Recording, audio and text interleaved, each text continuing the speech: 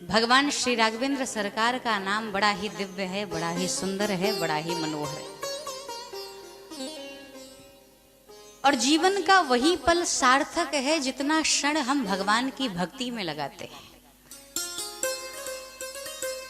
आप पूछोगे और आप कहेंगे कि भाई ये हमें बताने की आवश्यकता नहीं है, क्योंकि हम जहाँ रहते हैं यहाँ तो दिन भर कथाएं होती रहती।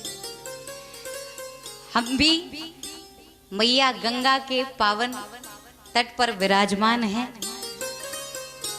लेकिन आपको मैं बताऊं अंतर क्या है। मैया गंगा जिनका दर्शन प्रतिपल आप करते रहते हैं, हम करते रहते हैं, लेकिन गंगा मैया सबको तो सुलभ नहीं है ना।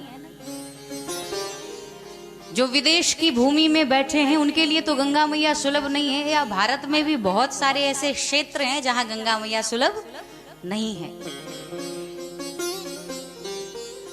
गंगा का यदि दर्शन करना है तो लोगों को दूर दराज से वहां पर आकर के दर्शन करना पड़ता है, लेकिन संतों ने कहा एक गंगा और है।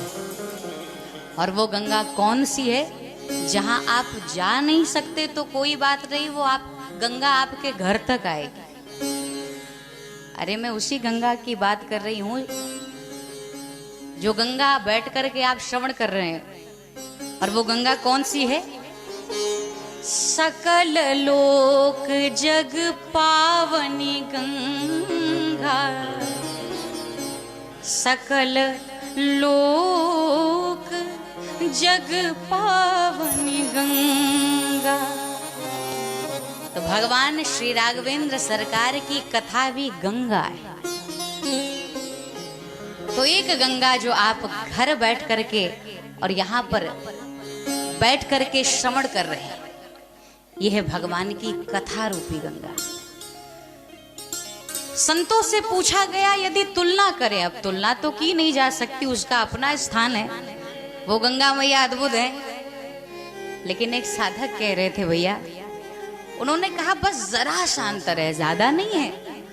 वहां भी हमारा तरोतारण होता है और इस गंगा में भी डुबकी लगाने से तरोतारण होता है, लेकिन अंतर माता जी सिर्फ इतना है।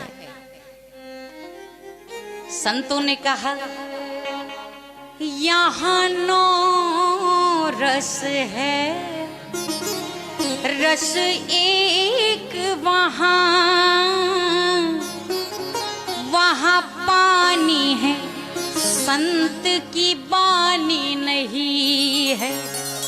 तो इससे क्या होगा? इससे यही होगा कि वहाँ डूबत जो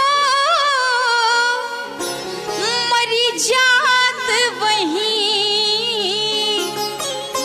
और यहाँ डूबत जो तरी जात यही। अगर वहां ज्यादा डूब गए ना तो फिर अताई पता नहीं चलेगा, ज्यादा भक्ति भाव में डूब गए, है ना। वहां ज्यादा तल्लीन होने लगे, स्नान के साथ साथ लगेगा कि डूब भी लें अच्छे से, तो फिर शरीर का भी अता पता, क्योंकि वहां डूबत जो मरी जात वहीं मर जाते।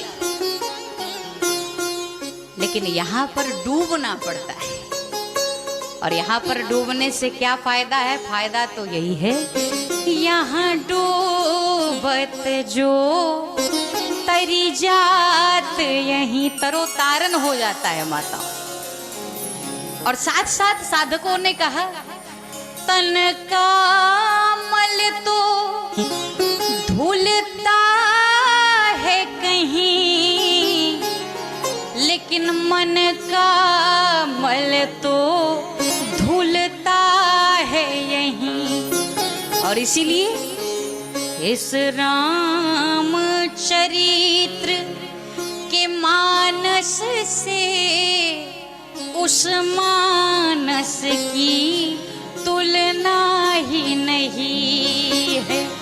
इसीलिए ये जो गंगा है, इस गंगा की तुलना किसी से नहीं की जा सकती। बोलो सियावर रामचंद्र की। अद्भुत है राम जी की कथा।